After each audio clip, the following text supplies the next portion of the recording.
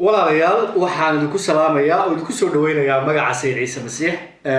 boqorka boqorada sayidka sayidada ka nool soo laabanaya waxaan ilaahay uga mahadinaynaa maanta mar kale inaynu isugu nimaadno inaynu wada barano ereygiisa quduuska waxaan ilaahay uga mahadinaynaa oo kale inaanu ereyga ilaahay baran karno waxa Bible-ka ku qoran cirka iyo dhulku way dhamaan doonaan laakiin ereyga ilaahay weliga uu jiraya ereyga ilaahay wuxuu inoo leeyahay manaafacaad waayo waxaynu ogaanaynaa doonista ilaahay iyo sidii aynu ilaahay u adeeci lahayn waxaynu soo baranaynay taxanihii midhaha ruuxa quduuska ama dabeecadaha qofka masiixiga marka ruuxa ilaahay xoogeynayo noloshiisa laga arko dabeecadahaas oo ah kuwo uu ilaahay raali ka yahay bini aadamka kalena ay ka manaafacaadsanayaan ama u fiican waxaynu ka soo akhrinay Galaatiya cutubka 6 cutubka 5 aayadaha 22 iyo 23 laakiin midhaha ruuxu waa jacayl farxad nabad dulqaadasho roonaan wanaag aaminimo qabownimo iscelin waxyaalaha caynkaas sharci ka geesi ma jiro maanta waxaynu soo gaarnay dabeecadda aaminimada haddii aan ku weydiiyo intee ayay aaminaadaadu leegtahay ama aaminimadaada aad bini aadanka u haysid iyo aaminimada aad ilaahay u haysid ama sida aad ilaahay u aaminsan tahay aaminaadda ilaahay daacad ma kaa tahay dadka kale ee bini aadanka si aaminimo leh ma ula dhaqantaa ereyga ilaahay wuxuuna weydiinayaa kitaabka maamaayadii nebi Suleymaan cutubka 20 aayadda 6 dadka intooda badan waxay ku andacoodaan jacaylkooda weyn laakiinse bal nin aamina yaa heli kara aad iyo aad bay u yartahay u adag tahay in maalmahan la helo qof aaminimadiisa iyo jacaylkiisa la isku halayn karo waxaa jira dad badan oo aan la aamini karin oo isbedbedel badan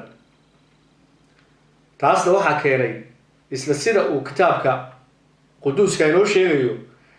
waxyigii nebi Yeremiya cutubka 17 aayadda 9 qalbiga dadku wax kasta wuu ka khiyaano badan yahay aad buuna u xun yahay bal yaa garan kara ahdiga cusub wuxuu ka sii waxyoonayaa gaar ahaan maalmaha ugu dambeeya oo ah maalmahan aynu ku jirno run ahaantii sida ay bini aadamku noqon doonaan kitaabka Timotheeska 2 cutubka 3 aayadaha 1 ilaa 4 waxaa ku qoran bini aadamku waxay noqon doonaan kuwo naftooda jecel kuwo lacag jecel kuwo faan badan kuwo kibir badan kuwo caynta badan kuwo waalidkooda caasi kuwo aan kalgacal lahayn kuwo aan mahadnaqin kuwo aan quduus ahayn kuwo aan heshiis doonayn kuwo aan iscelin karin kuwo aan wanaagga jeclayn kuwo gacan geliyaala kuwo isla weyn kuwo raaxaysi jecel intii ay ka jeclaan lahaayeen ilaah iyagu waxay haystaan u ekaanta cibaadaysiga laakiinse xooggiisay diidaan yacni waxay u dusha weegihiin dad ehludiina oo ilaahay adeeca laakiinse run ahaantii ilaahay aaminimo ama aamin uma aha oo xooggiisa way diidaan meelaha laga qiyaasi karo aaminimada bini aadamka waxaa ka mid ah guurka kuwo badan oo ku dhaarta inay weligood isla noolaanayaan nin iyo naag ama nin iyo xaaskiisa oo daacad isu noqonayaan waqtiyada xun iyo waqtiyada wanaagsan waqtiyada faqiirka iyo waqtiyada taajirnimada waqtiyada xanuunka iyo waqtiyada caafimaadka ayaa muddo yar ka bacdi waxaad aragtaa guurkoodii oo burburay Soomaalida maanta waxaa aad iyo aad caan uga erayada ay ka mid yihiin single mother ama hooyo keligeeda taasoo runtii ah aafo soo food saartay bulshada Soomaaliyeed taasoo xuduntii bulshadu ka dhismi jirtay baabi'isay cawaaqibkeedana waxaa laga arkayaa haddii qurbaha iyo gudaha Soomaaliya. waxaa kaloo aaminada qiyaas u ah shaqada wada shaqaynta. intee in leeg ayaad aamin tahay shaqadaada si fiican loo qabataa. inkastoo bini aadamku aanay aamin ahayn,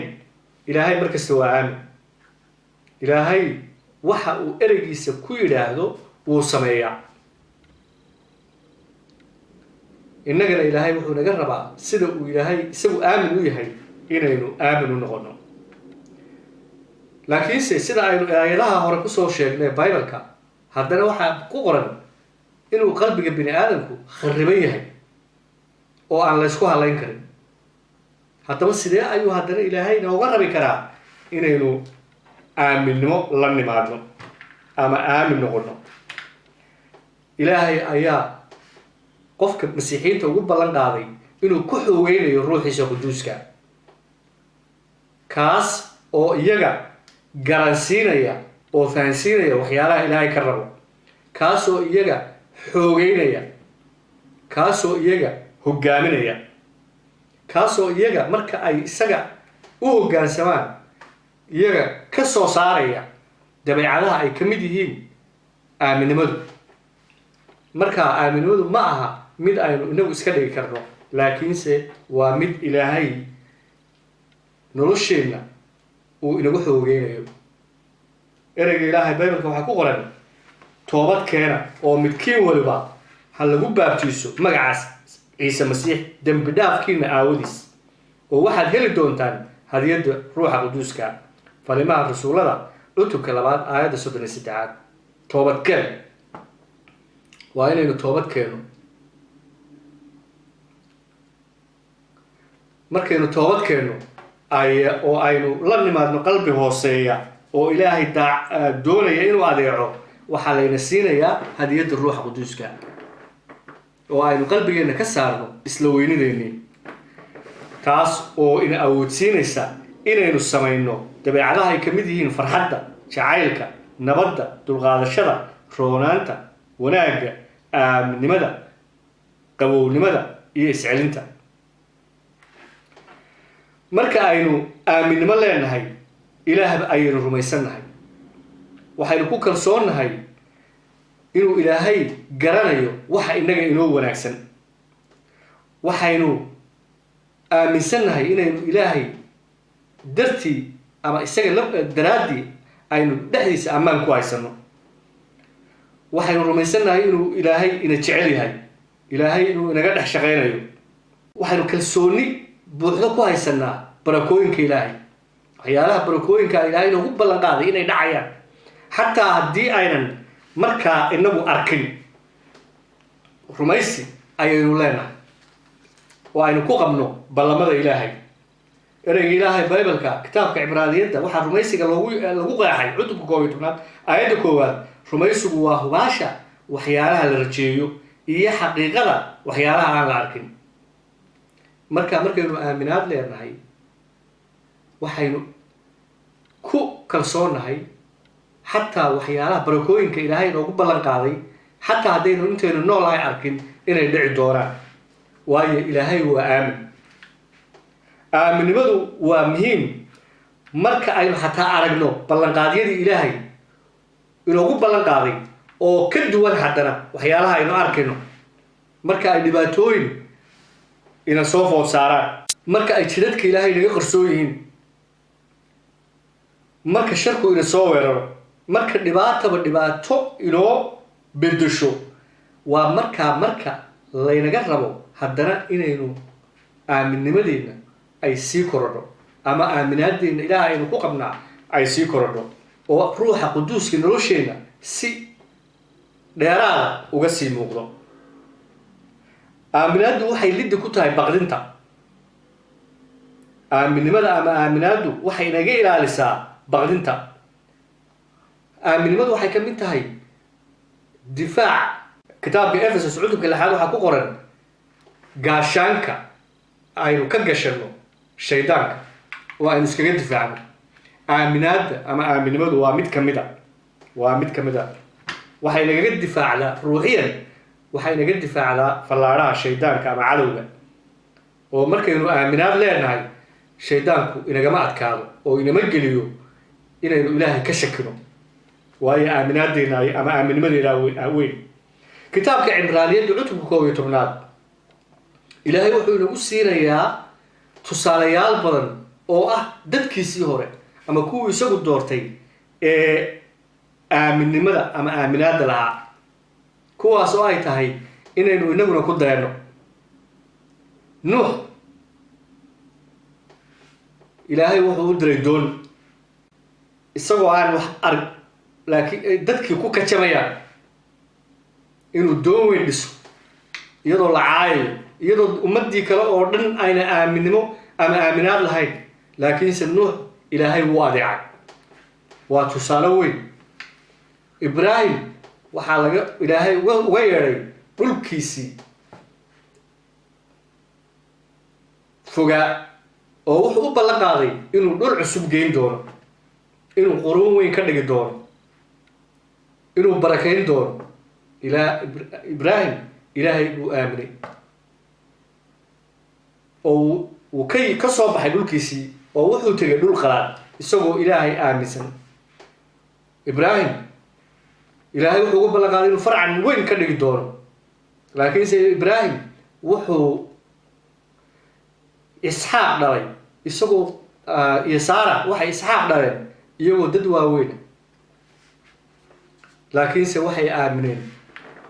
ilaahay inkastoo aanay arkin ballamadii uu ilaahay inuu quruun weyn ka dhigi doono oo quruuntaasi dhaxli doonaan dhulkii uu ugu ballan qaaday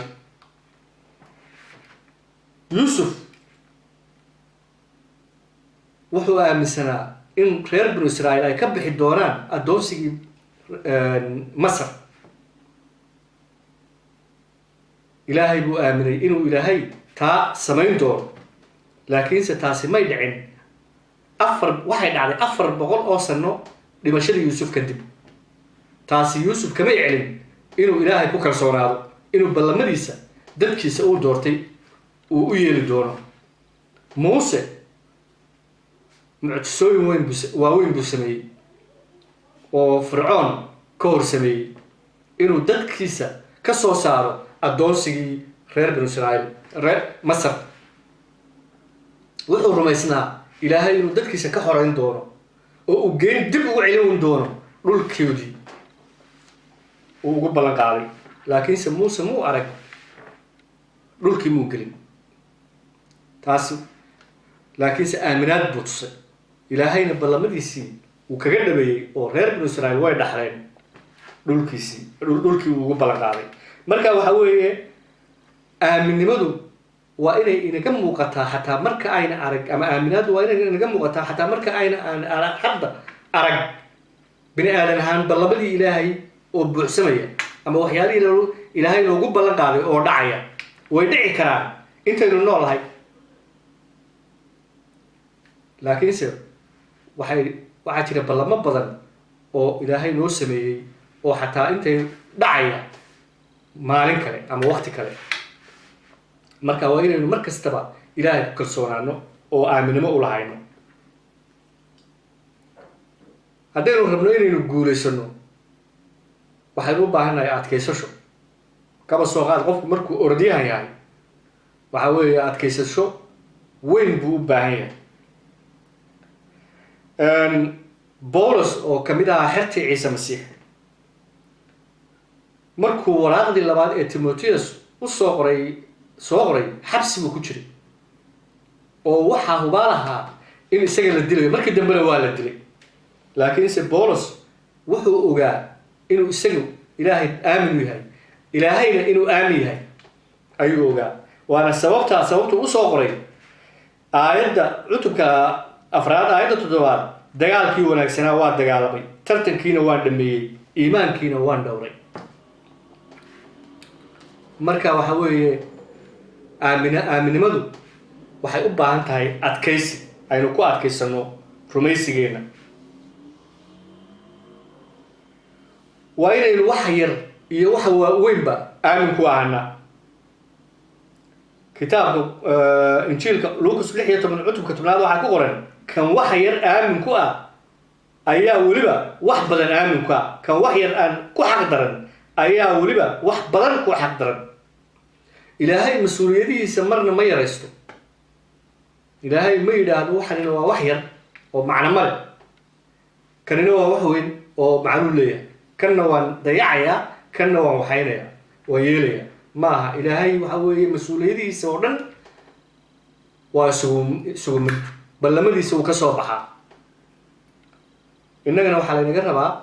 inaynu wax yar iyo wax weyn mas'uuliyadda yar mas'uuliyadda weyn barakooyinka nooc kasta ay ahaadaan lacagta yar lacagta badan ya hantida yar hantida weyn waa inaynu ahaano kuwo isku si aamin uga waa inaan oran waxani waa maxaa ka macnaa waa wax yar weey sida Soomaalida runtii marar badan caado u ah marka waxa weey Ilaahay wuxuu dabeecadaheena ku miisaamaya sida ay wax kasta u maamulo injiilka Luukas cutubka 6 aayadda 12 waxa ku qoran haddii ayna wixii qof kale leeyahay aamin ku ahayn yaa insiinaya wixiina waa inaynu isku si uga taxadarnaa oo waliba si ka badan waxa dadka kale leeyahay isla sida aynu uga taxadarayno waxa aynu inagu leenahay laakiin maanta Soomaaliya waxa arkaysaa sanad kasta marka la soo United Nations ama qaramada midoobay ay soo saaraan wadamada ugu musuqmaasuqa badan sanad kasta Soomaaliya waxay kaga jirtaa number 1 waxa weeye qof kasta wuxuu rabaa waxa loo dhiibo ama ha yaraadeen ama ha badnaadeen inuu isagu jeebka gashado horumarna in la gaaro la rabaa nabadna in la helo la rabaa in la is aaminaa la rabaa in laga baxo baaba iyo gaajada la rabaa de ma dhacayso aaminimada waxa laga rabaa dadka shaqaalaha erayga Ilaahay waxa ku qoran mididinadu wax kastaba ku adeeca kuwa xagga jirka sayidkiina hana ahaanina kuwa markii loo jeedo oo kaliya shaqeeya sida kuwa dadka ka farxiya laakiinse ku adeega qalbi daacada idinkoo rabbi ka cabsanaya waxa la wixii aad samaysaanba xagga qalbiga ka sameeya sidii idinkoo rabbiga u sameynaya oo aan dad aawadi u sameynayn idinkoo garanaya inaad xagga rabbiga ka heli doontaan abaalgudkii dhaxalka waayo kii xumaan falaa wuxuu dib u heli doonaa xumaantuu falay waayo dadka looma kala eexdo aayadahan Ilaahay wuxuu inoogu sheegayaa inaynu daacad u ahaano xataa dadka aynu u shaqeyno beriga addoomaa jiray xataa addoomadii masiixiyiinta ayaa lagu amrayaa inay daba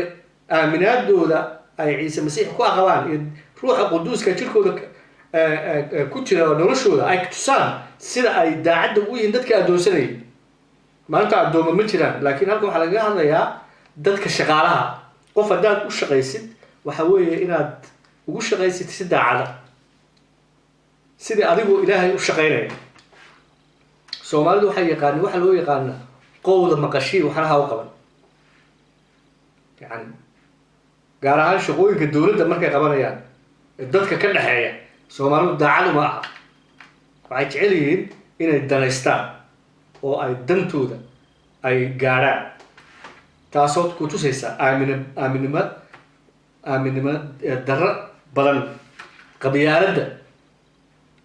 Soomaalida meel baa loo dhiibaya nin walba wuxuu rabaa inuu keeno reerkiisii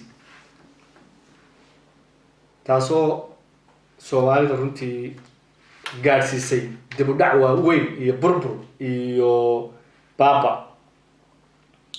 erayga Ilaahay wuxuu la hadlayaa madaxda waxa ku qoran kitaabka Kolose cutubka 4 aayadda 1 inuu Ilaahay ula macaamiloonayo kuwa madaxda sida ay ula dhaqmaan kuwa ka hooseeya oo Ilaahay la xisaabtamayo marka haddii aad tahay shaqaale iyo haddii aad tahay madax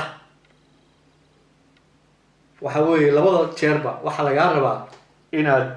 la timaadid ama aamin noqotid aamin inaad ku noqotid waxaaga iyo waxa dadka kale lagugu dhiibay labadaba haddaynu masiixiyiin nahay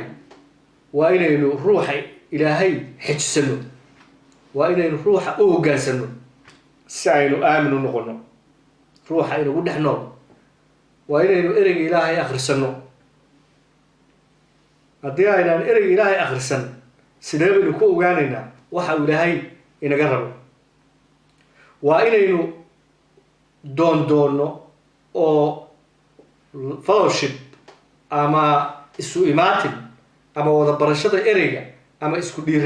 isdhiirigelin ama caabudaadda ilaahay la yeelano kuwa kale ee masiixiyiinta si aynu ugu korno aaminaadeenna ama aaminnimadeenna ama kaniisadda ilaahay. waa inaynu kaniisadda ilaahay ka mid noqono. waa inaynu la nimaadno adkaysi sida uu rasuul bawlos usoo qoray, dagaalkii wanaagsanaa waan dagaalamay, tartankiina waa dhameeyey, iimaankiina waa dhowray ayuu rasuul bawlos yidhi. ilaa kama dambaysta waa inaynu adkaysi yeelano. ilaahayna wuu ina abaal marinayaa. bibaleka waxaa ku qoran ilaa dhimashada aamin ahow, anna waxaan ku siin doonaa taajka nolosha. muujintii kitaabka ugu dambeeya bibaleka ee muujintii cutubka 2 aayadda 10 marka aynu rumaysi la nimaadno adkaysasho, aynu ku adkaysanayno rumaysigeena xataa dhibaato kasta haynaga soo gaadho. sidii bawlos oo kale wuxuu ilaahay arkayaa inaynu leenahay kuwa rumaysi leh ama aaminaad leh ama aaminnimo leh. ilaahayna wuxuu inoogu ballan qaaday ina siinayo nolosha weligeeda ama taajka nolosha. injiilka Matayos cutubka 24 waxaa ku qoran maalmaha ugu dambeeya dhibaatooyinka iyo silicyada ku dhacaya xerta ciise masiix. laakiinse waxaa ku qoran aayadda 13 laakiinse kii adkaysta ilaa ugu dambaysa kaasaa badbaadi doona. aaminaadeenna waxay ku xidhan tahay badbaadadeenna ayaa ku xidhan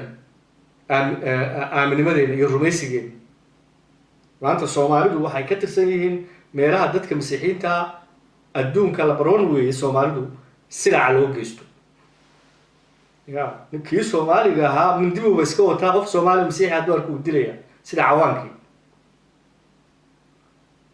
waa lagu caayaya, waa lagu habaaraya, waa lagu nacaradaya, waa lagu faquuqaya. waxaasoo dhan ilaahay wuu inoo sii sheegay. laakiinse ciise masiix muxuu yidhi kii ugu dambaysta adkaysta kaasaa badbaadi doona. marka waxaan ilaahay ka baryayaa inuu inaga dhigo kuwa marka uu ciise masiix soo noqdo uu ku odhan doono si fiican baad samaysay addoon yahow aaminkaah, soo gal boqortooyadeeda. haddana aynu ducaysano. ilaahu waxaanu kaaga mahadinaynaa inaad aamin tahay, inaanu isku halayn karno ereygaaga, inuu ereygaagu weligii jirayo oo waxa aad noogu qortay ay dhici doonaan. waxaan ilaahu kaa baryaynaa inaanu noqono kuwa aamina, kuwa adiga aamin kuwa oo kugu adeeca, kugu caabuda qalbi buuxa oo runa, kuwo bini aadamka kale aamin u ah oo hadday noqoto xiriirka ay la leeyihiin, hadday noqoto shaqada ay u qabanayaan, hadday noqoto hantida loogu dhiibay. intaa waxaan kugu weydiisanaynaa magaca sayidka ciise masiix. aamin.